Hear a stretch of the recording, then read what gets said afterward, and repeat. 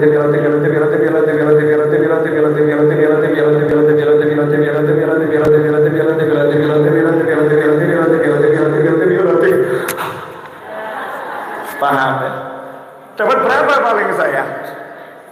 Ini Habib Umar Al-Muhdar 1000 satu tarikan nafas 1000. Pembantunya, pelayannya, khodimnya yang khidmah. Sebab ulama-ulama dulu itu yang jadi pelayannya khidmah semua, gak mikir gaji. Carinya fadilah ilahi, cari ilmu, cari pangkat di sisi Allah Subhanahu wa ta'ala. Persis seperti sahabat-sahabat yang ngabdi kepada Nabi Muhammad SAW. Nah, itu kalau majikannya satu tarikan nafas baca ya latif 1000 kali, pelayannya satu tarikan nafas baca ya latif 500 kali. Nah, sementara kita ustadznya saja 100 ngos-ngosan. Ini ustadz 100 ngos-ngosan. Karena kita kurang latihan. Gak seperti orang-orang dulu. Orang dulu itu hidupnya amal, dilatih betul. Datang satu orang ke rumah salah satu guru saya, protes. Orang ini protes. Saya nggak percaya itu cucu Nabi satu hari sholat sunnah 1000 rakaat. Sayyidina Ali Zainal Abidin As-Sajjad, saya nggak percaya, nggak masuk akal. Saya nggak percaya Sayyidah Rabi'ah Al-Adawiyah satu hari sholat sunnah 1000 rakaat, nggak masuk akal. Dihitung menitnya nggak bakal ketemu. Kata guru saya begini, nggak usah pakai akal, kamu coba saja. Kamu praktekkan, kamu coba. Nanti kamu tahu. Karena kalau pakai akal, gak iso. Agama ini bukan untuk dipakai akal. Akal harus ikut sama agama. Bukan agama diakali. Tapi akalnya diagamai. Akalnya dikasih iman. Akalnya dikasih ilmunya Allah Subhanahu wa ta'ala. Hasilnya apa? Beberapa waktu kemudian orang yang sama datang. Betul, saya saja udah coba bisa 600 rakaat satu hari. Saya dengan semua kesibukan zaman ini, kata orang tersebut, satu hari bisa 600 rakaat. Jadi kalau cucu Nabi bisa 1000 rakaat, saya percaya. Praktek, ya dengan praktek. Amal yang banyak. Al-Habib Abdurrahman As-Segar satu hari khatam Al-Quran 8 kali, 4 siang 4 malam, 4 siang 4 malam. Amal, praktek. Sayyidina Ali As-Sajjad tiap malam sedekah, ngangkut sendiri, dipikul sendiri keliling kampung. Yang disedekahi nggak pernah tahu. Praktek. Wa ilmun, kemudian ilmu. Jadi selain amalnya banyak, ilmunya juga mumpuni. Hidupnya cari ilmu terus. Saya ingat almarhum Habib Anis waktu meninggal umur 78 lewat. Umur 78 itu masih ngomong sama saya begini, Novel, saya pengen belajar caranya pakai laptop. Habib Anis di masa itu ya, laptop belum tenar itu. Saya pengen belajar cara pakai laptop karena saya lagi pengen nulis. Saya pengen nulis pakai bahasa Arab itu, kumpulkan ucapan-ucapan kakek saya tentang wali-wali mau saya tulis. Umur 78 tahun di masa itu masih berpikir gimana caranya menulis sebuah buku. Itu Habib Anis. Dan kita lihat banyak ulama-ulama yang lain yang hidupnya nggak pernah berhenti cari ilmu. Kemudian akhlak yang mulia. Ini akhlak ini yang masya Allah. Banyak orang amalnya bagus, ilmunya bagus, akhlaknya meleset. Ya, akhlaknya meleset. Akhlak kepada Allah, akhlak kepada Nabi Muhammad SAW, akhlak kepada keluarga Nabi, akhlak kepada anak cucu Nabi, akhlak pada sahabat Nabi, akhlak kepada umat Islam secara umum keseluruhan, akhlak kepada non-muslim, akhlak kepada orang yang nggak beriman, akhlak kepada tanaman, akhlak kepada hewan, akhlak kepada malaikat, akhlak kepada makhluk Allah yang lain. Ini ilmunya para ulama. Akhlak itu menjadi hasil daripada amal ilmu dikombinasi jadi satu, namanya akhlak. Contoh akhlaknya orang-orang soleh. Kita kaget kalau lihat akhlaknya orang-orang soleh. Sampai nyebut nama sahabat itu nggak berani langsung. Ya, Sayyidina Abu Hurairah, Sayyidina Umar bin Khattab, nyebut nama itu. Akhlaknya sahabat, kalau nyebut nama Nabi SAW nggak berani pelan. Kalau Rasulullah SAW bicaranya keras kalau nyebut nama Nabi SAW. Kenapa? Takut nanti ada orang yang ngobrol sendiri sementara nama Nabi, ucapan Nabi lagi disampaikan. Sehingga termasuk orang yang kurang ajar pada Nabi Muhammad SAW. Tapi kalau ngomongnya keras, kalau ada orang ngobrol sendiri, suaranya ini masih lebih keras daripadanya orang yang ngobrol. Jaga adabnya sampai seperti itu. Akhlak kepada Al-Quran, kalamullah. Kalau kita saya sering nyebut-nyebut kisah ini dari teman-teman ya. Para kiai itu kan nggak mau naruh Al-Quran di kursi. Al-Quran disuruh naruh di tempat yang tinggi. Tapi para kiai itu ngajari jangan ditaruh di kursi. Ditanya, Yai, kenapa nggak boleh ditaruh di kursi? Kan kursi tempat yang tinggi. Ya, itu tempat pantatmu, bukan tempat Al-Quran. Biasanya kamu taruh pantat di situ, masa Al-Quran ditaruh di situ? Itu akhlaknya seperti itu. Meskipun itu kursinya tempat tinggi, tapi nggak mau naruh mushaf. Ya, di kursi itu bekas pantat, jangan ditaruhkan Al-Quran. Akhlaknya luar biasa. Sementara orang zaman sekarang mushaf ditaruh di lantai. Majmu' Syarif, ada Yasin, ada Tahlil, ada macam-macam ya. Waqiah, surat-surat Al-Quran ditaruh di lantai di bawah. Mushaf 30 juz ditaruh di lantai. Gak dikasih alas bantalkah yang khusus untuk Al-Quran, gak ditaruh rehalkah untuk Al-Quran. Akhlaknya jauh dengannya akhlak orang-orang terdahulu. Akhlaknya kepada tetangga.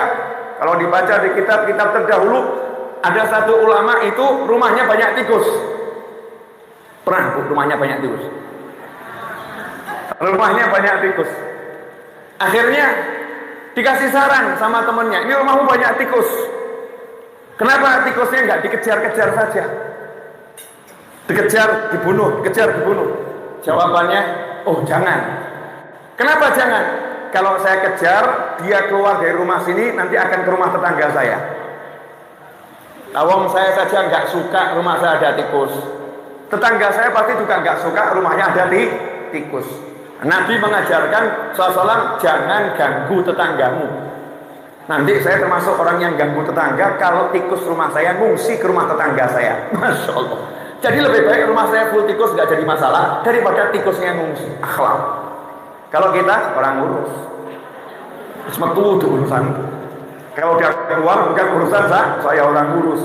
Nah, ini akhlak. Jadi akhlak yang luar biasa. Sama tetangga, nggak dilihat muslim non muslim sakarepmu, tapi ini tetangga punya hak untuk dihargai, dihormati. Ini akhlak yang mulia. Wa hiya a'malun khalat an syawaibin wa ilmun akhlaqun wa kathratu awradi.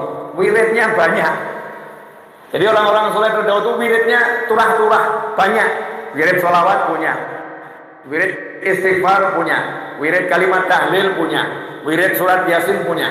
Gak usah jauh-jauh, yang saya temui paling akhir ya, bentuk wujudnya orang-orang soleh terdahulu yang masih paling akhir saya temui adalah Mbah Umar Syahid, Mbah Umar Tunggu, yang amalnya banyak, Pacitan dia, wafat usia 107 tahun, Mbah Umar Syahid rahimahullah. Saya pernah nanya, Mbah, wirid jenengan apa saja? Beliau jawab, ini yang di Majmu' Syarif. Yang di Majmu' Syarif. Salah satunya apa di situ? Baca surat Yasin 41 kali. Saya nanya, Mbah, nah itu yang baca Yasinnya berapa kali? Ya 41 kali. Kapan bacanya? Ya habis Isya. Sampai umur 105 tahun saya ketemu itu, habis Isya itu duduk baca Yasin 41 kali. Sampai selesai. Tapi ya cepat. Kenapa bisa cepat? Ya udah 106 tahun kok. Prakteknya udah puluhan tahun. Istiqomah gak ditinggalkan. Umur 107 tahun wafat, gak ada pikun, gak ada lupa, kuat badannya, gak pakai sandal kemana-mana, semangatnya luar biasa. Kenapa bisa begitu? Banyak wirid. Sementara kita banyak sholawat, istighfarnya hilang, banyak istighfar, sholawatnya hilang, banyak tahlil, istighfar dan sholawat hilang, banyak Yasin, Al-Baqarah hilang, banyak maulid, Al-Qurannya hilang. Kalau orang dulu ndak, Al-Qurannya jalan. Iya. Kalau di Hadramut ini satu provinsi, itu mau Habib mau bukan Habib yang tinggal di sana, adatnya masjid. Setiap masjid itu seminggu sekali khatam Al-Quran. Seminggu sekali khatam Al-Quran. Jadi ada jadwalnya. Hari Sabtu yang dibaca apa? Hari Minggu yang dibaca apa? Ahad. Mungkin kalau saya ngomong Minggu ada yang protes, jangan Minggu, Ahad, ya wis Ahad gitu ya. Hari Ahad, ya, hari Senin, hari Selasa, hari Rabu, hari Kamis, hari Jumat, itu ada jadwalnya. Sehingga nanti di hari Jumat kalau saya nggak salah, Jumat pagi seluruh masjid itu khataman. Sementara kita Ramadan itu yang nggak khatam. Ya, Ramadan nggak khatam. Banyak wiridnya banyak. Jangan tanya Al-Quran itu wirid utama, dibaca terus. Sholawatnya, mengucapkan kalimat la ilaha illallah. Al-Habib Abdullah bin Husain bin Tahir mengucap kalimat la ilaha illallah itu satu hari 120.000 kali. Gak usah jauh-jauh, ayahnya Habib Anis, Habib Alwi almarhum, yang makamnya di Masjid Riyadh gitu ya, di samping Masjid Riyadh bagian depan. Habib Alwi itu lidahnya nggak pernah berhenti baca la ilaha illallah, pakai tasbih la ilaha illallah, la ilaha illallah, dihitungi terus. Berhentinya kalau ada tamu, mau ada perlu berhenti beli. Selesai tamunya lanjut la ilaha illallah, la ilaha illallah. Sampai-sampai orang Pasar Kliwon di masa hidupnya Habib Alwi, saya dengar cerita dari Habib Anis, itu di masa hidup abah saya, orang-orang Pasar Kliwon ini kalau mau membuat tasbihnya gilap. Dulu kan tasbih dari apa ya? Dari Jawa Timur seperti biji pisang besar-besar gitu. Banyak yang tasbih seperti itu.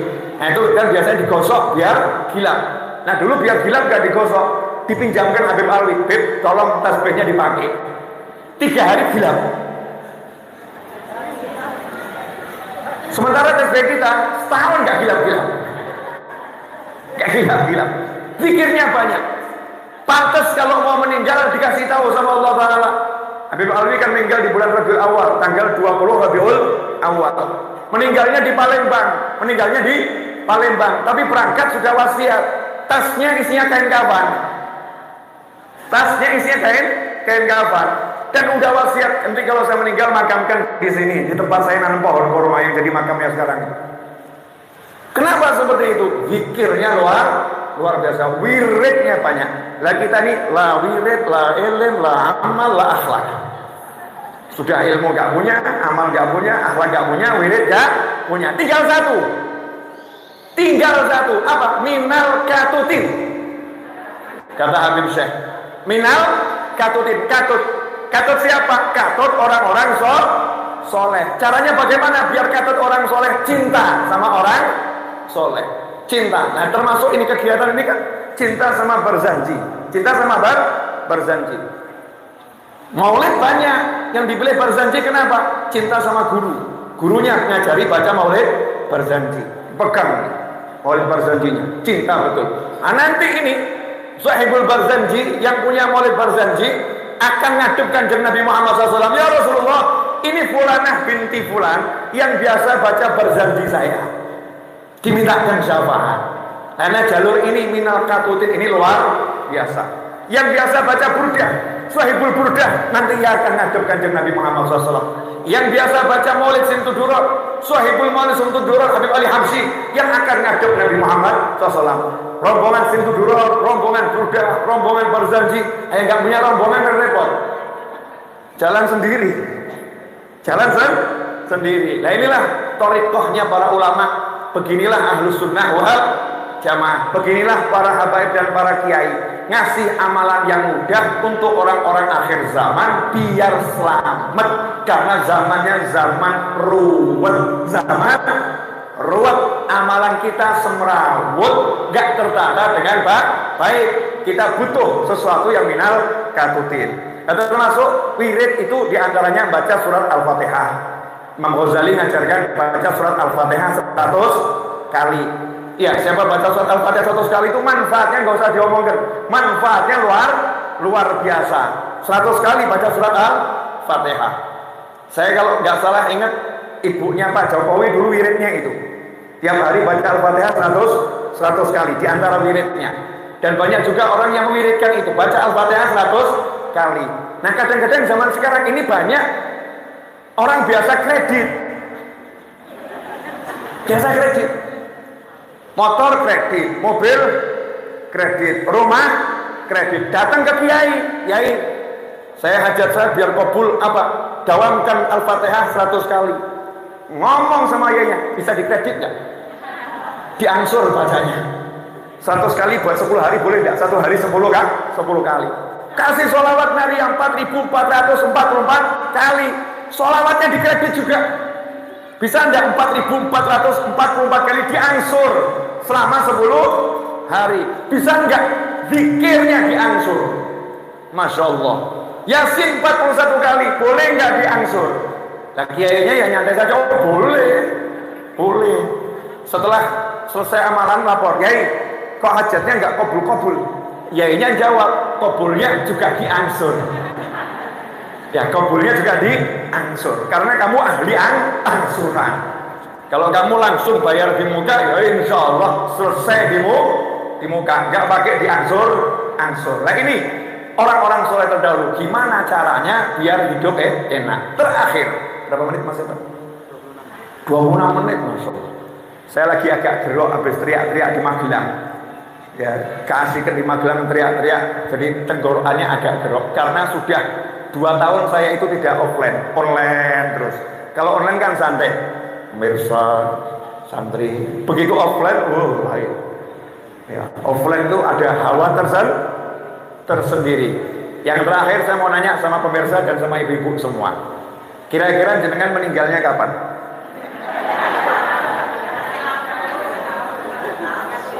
Hah? Gak nanya pengennya. Kalau pengennya semua panjang umur, fitolatillah, seolafiah, betul ya? Warasnya manusia, kita ini ya begitu. Kecuali orang-orang udah tergila-gila sama akhirat. Orang gila itu ada 2, gila dunia, gila akhirat. Nah, kalau kita kan tengah-tengah, akhirat gak pada edan, dunia juga gak pada edan. Tengah-tengah. Yang tergila-gila sama akhirat itu udah males hidup di dunia. Kapan mlebu surga nih? Mau masuk surga kan harus meninggal dulu. Ya, di dunia ketemunya ya itu lagi ya. Jadi berpikir amal soleh terus pengen cepet-cepet pindah. Ini orang-orang yang udah luar biasa. Tapi kalau kita ya normal-normal aja, wajar-wajarnya, pengen panjang umur, sehat walafiat, fitolatillah, betul? Kabul insyaallah, amin. Tapi saya mau nanya, mati nggak nanti? Alhamdulillah sadar. Mati. Pemirsa, mati enggak nanti? Mati. Tapi jenengan berangkat duluan ya, saya nyusul belakangan. Nah, setelah umur panjang, semua pasti mati. Pertanyaan berikutnya, ini cuma buat ngingetkan saja. Yang jenengan bawa mati nanti apa? Iling-ilingin amalmu apa? Jawabannya ya amal, betul amal. Amal yang mana? Mana ngajimu? Mana wiridmu? Mana zikirmu? Mana cari ilmumu? Mana sedekah jariahmu? Mana sedekah sirmu? Mana bektimu sama orang tua? Mana mesemmu untuk dulurmu? Mana? Masya Allah, masa gak tahu ngirimi tonggo? Padahal orang dulu kalau masak suka kirim-kirim tonggo. Ini kan mana? Tanyanya amal kita mana? Amal tapi mana? Kalau ini kan kelihatan nih, saya lihat dengan mata kepala saya sendiri. Rumah besar. Tapi yang dipikir gimana ada pengajian, dibangunkan tempat yang bagus buat majelis. Ini granitnya juga oke. Ya, ini memang orang-orang punya cita rasa. Rodok meri lah. Lihat ke sana, dikasih sawangan ya enak. Rumput yang bisa jadi dalam waktu 1 menit. Tanaman yang nggak perlu disirami, ingat ya. Lihat ke sana, enak, ditata rapi. Pengen punya tempat untuk cari ilmu, untuk majelis. Nah, rumahmu itu kan ya jembar toh ya. Ibu-ibu rumahnya jembar nggak? Ngomong sempit, awas awak. Sing sempit hatimu orang omah. Kalau dia rumahnya sempit itu yang sempit hatinya, bukan rumahnya. Nyatanya engkau tidur gelebek bisa kok. Kuburan kalau sempit. Kamar rata-rata 3x3, 2,5x2,5 kamarnya, belum dapurnya, belum ruang tamunya. Minimal kan bentuknya kotak. Tapi anehnya, ruang tamunya ada, ruang rokoknya ada buat yang suka ngerokok. Ya, ruang masaknya ada, ruang untuk dodoknya ada. Lebih dari 1. Ruang untuk ngaji khusus kok nggak ditepakno. Ini ruang khusus buat ngaji. Didandani yang apik sak kotak. 1,5x1,5 buat yang bagus. Ini buat saya zikir, wirid, ngaji. Masya Allah, siap mati. Yang ada ruang sinetron, ruang nonton drama YouTube, ruang ngerumpi, ngerasani bareng di jamaah WhatsApp, ya kan, majlis ngerasani. Di WhatsApp itu kan ngerasani, entah yang halal atau yang haram, ngerasani kan ya. Kudungnya kok bagus, ada gitu kan ya. Beli di mana? Pakai WhatsApp ini. Bajunya kok bagus, beli di mana? Ada itu ruang begitu ada. Lah ruang untuk sholat sanggol-gol. Sholat kan bisa di mana-mana, asal gelar sejadah kan sholat. Dimanapun kan dia sholat. Betul, jalan raya itu ya bisa buat sholat, tapi ya sholat ning dalan. Tabrak kamu kan begitu. Disiapkan tempat khusus masjid untuk sholat. Di pom bensin, seluruh pom bensin buat sholat ya bisa. Disiapkan musola khusus buat sholat. Rest area besar, semuanya buat sholat ya bisa. Tapi disiapkan musola di rest area. Lah rumahmu ada enggak? Mikiro. Beb, enggak ada tempatnya. Bukan enggak ada tempatnya, enggak mau ada. Enggak mau ada. Jadikan itu ada, walaupun ukuran sejadah. Satu sejadah. Gak minta banyak buat dirimu, satu sajadah khusus, ini ruang saya untuk akhirat. Selesai. Duduk di situ, gak buka HP, gak WhatsApp, gak ini, gak TikTok, ya enggak. Di situ buka HP ya Al-Quran. Kalau bisa jangan pakai HP, mushaf beneran. Baca Al-Quran di situ, zikir di situ, wirid di situ. Ingat yang udah meninggal dunia di situ. Bapaknya, kakeknya, simbahnya, leluhurnya, ibunya yang udah wafat, tunang kabeh. Kan indahnya luar biasa. Alhamdulillah. Udah cukup saya pengak-pengok. Mudah-mudahan berkah manfaat, karena di belakang ada ibu saya yang udah capek buat alasan untuk mengakhiri pengajian. Ya kalau toh saya nggak peduli sama yang lain, kan saya peduli sama ibu saya. Yang lain juga pemirsa ini umurnya 2 kali lipat saya rata-ratanya. Saya baru 17 tahun, ini 34 tahun yang lalu. Masya Allah, ini ibu-ibu yang semangatnya luar biasa. Doakan saya bisa buat yang sama nanti insya Allah. Saya pengen tahun depan bisa buat maulid keliling selama bulan maulid. Ya, mau buat tim tahun depan nanti insya Allah. Masa kalah sama ibu-ibu ya, sepuh-sepuh semangatnya luar biasa. Saya yang muda kok malesnya luar biasa. Mudah-mudahan tahun depan saya bisa buat minimal di Pasar Kliwon. Yang minimal di Pasar Kliwon. Saya nggak mau cari jamaah banyak, 5 orang cukup. Iya, agak-agak gak enak didik. Selebihnya nanti YouTube-nya kan banyak, baru 700.000. Doakan bisa sampai 1 M ya. Iya, masa kalah sama artis bisa MM-an, masa Ustaz kalah sama artis. Gantengnya nggak kalah kok, masa subscribernya kalah. Jadi harus semangatnya yang besar. Jazakumullah khairan wal afu minkum. Saya mau kasih Bu Seha ijazah. Semoga Bu Seha nanti bisa membacanya sebelum mulai berjanji atau majelis apapun, yaitu qasidahnya Habib Abu Bakar Al-Adni di Bismillahi maulana tadaina wa nahmaduhu ala na'mahu bina sampai akhir. Nanti saya kasih teksnya. Itu semua tawassul sudah ada di qasidah tersebut. Dijamin oleh para wali, insya Allah yang hafal qasidah ini tidak akan disentuh api neraka. Hafal dibaca tiap hari ya, insya Allah nggak akan disentuh api neraka. Kok bisa, Beb? Ya simak saja isinya. Isinya itu doakan orang banyak dan tawassul dengan semua tawassulan yang ada. Saya ijazahkan ke Bu Seha dan segenap kru dan timnya, dan untuk antum semua untuk mengamalkan ya zikir itu setiap hari. Terserah waktunya kapan, bagusnya sebelum mulai aktivitas. Kalau bangun malam tahajud ya sebelum apapun ya, setelah wudhu baca itu dulu.